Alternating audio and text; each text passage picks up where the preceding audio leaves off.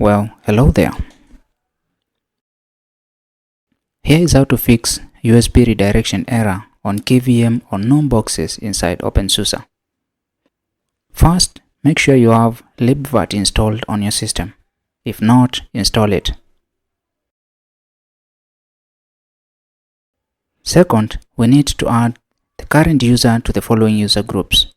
1 is the libvirt, 2 KVM, and 3 Qemu.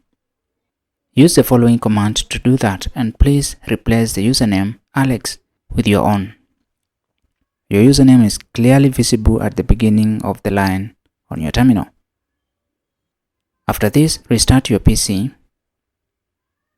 and now USB redirection should work perfectly on your PC.